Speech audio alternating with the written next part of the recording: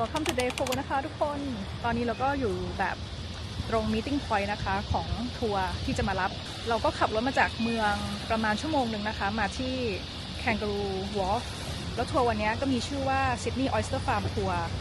ส่วนออปชันที่เราเลือกเนี่ยก็คือ immerse yourself นะคะมันก็จะ include boat ride นะคะหรือว่านั่งเรือออกไปที่ฟาร์มแล้วก็สอนวิธีแกะหอยนางรมรู้สึกว่าแต่ละคนเนี่ยจะได้หอยนางรมคนละ18ตัวนะคะแล้วเขาก็ให้เราแบบใส่ชุดกันน้ำด้วยเพราะว่าเขาจัดโต๊ะให้เราแบบทานหอยนางรมแบบในน้ำก็ไปดูกันนะคะว่าจะเป็นยังไงส่วนอากาศวันนี้ก็คือดีนะคะทุกคนมีเมฆนิดนึงก็ไม่ค่อยร้อนมาก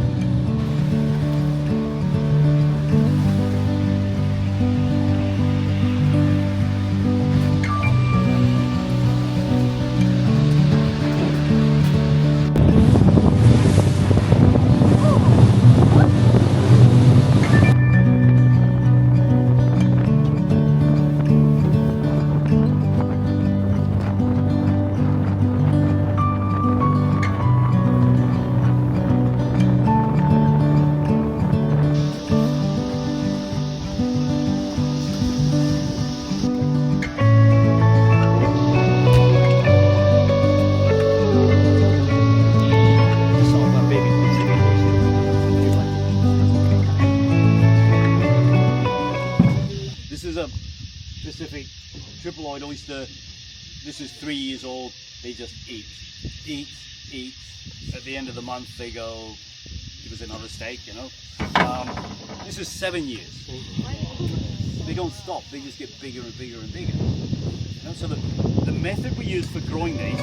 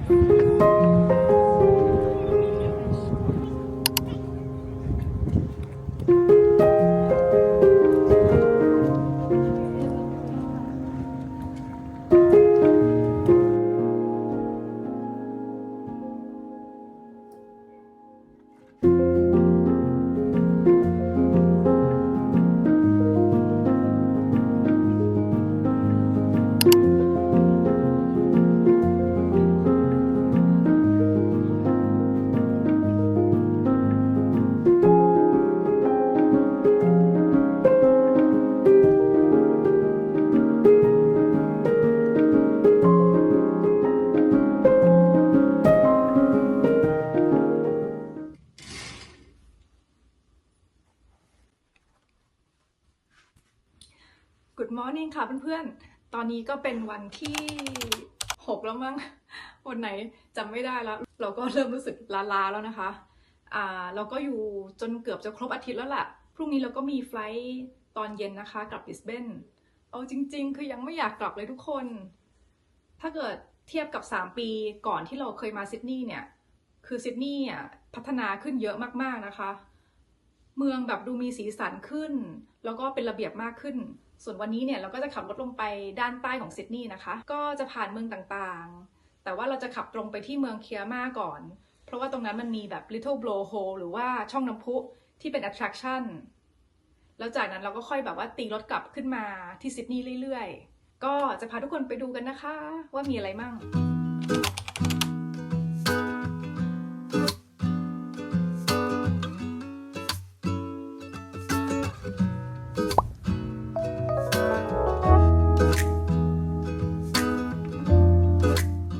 ตอนนี้เราก็มาถึงเคียม่าแล้วนะคะก็เป็นการขับรถ2 ชั่วโมงที่คุ้มค่ากับการมามากตอนมาเนี่ยมันก็ไม่ค่อยมีวิวทิวทัศน์อะไรให้ดูหรอกเพราะว่าเรามาทาง M1 เนาะแต่พอแยกมาเคียม่านะคะก็จะมาเจอวิวทะเลที่สวยมากทุกคนน้ำแบบสีฟ้ามากนะคะอากาศวันนี้ก็ดีส่วนแลนด์มาร์คของที่นี่นะคะก็จะมีไลท์เฮาส์อยู่ด้านนั้นเนาะมันก็จะตั้งอยู่ข้างหน้าของจุดชมโบโฮเลยเดี๋ยวเราค่อยเดินไปดูนะคะ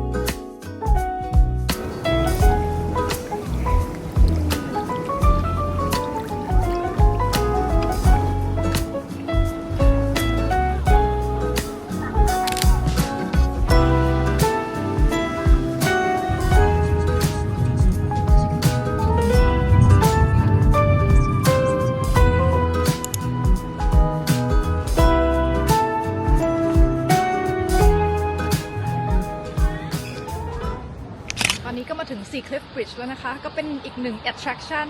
ถ้าเกิดคนไหนแบบขับรถมาด้านใต้ของซิดนีย์เนาะเพราะว่าตรงนี้มันจะเป็น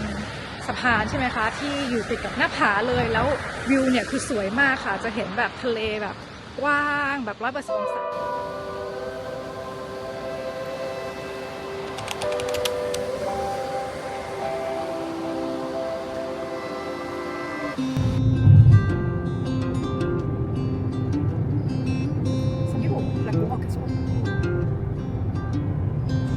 Your destination is on the right.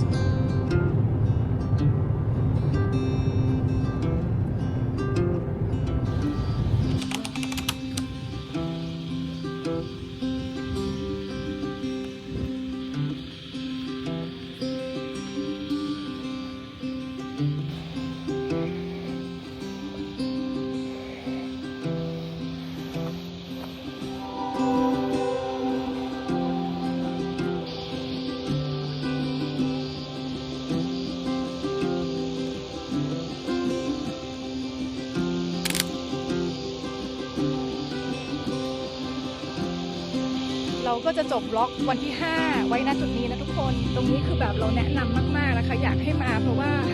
จะได้รูปที่แบบสวยมากขณะนี้ก็เป็นเวลาประมาณทุ่มหนึ่งแล้วเดี๋ยวสักพักหนึ่งเราจะขับรถกลับซิดนีย์แล้วนะคะแล้วพรุ่งนี้ก็จะเป็นแบบ last day จริงๆแล้วก็เจอกันใหม่พรุ่งนี้ค่ะ